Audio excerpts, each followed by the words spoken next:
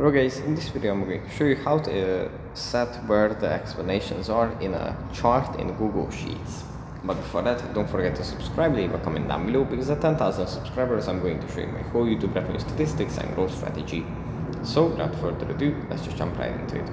First we have to open up Google Sheets. Here it opens up like this. From here we just have to select the document that you want to work on. Then select the chart that we want to edit, and then tap on the pencil icon in the top row, like this. And then we have legend.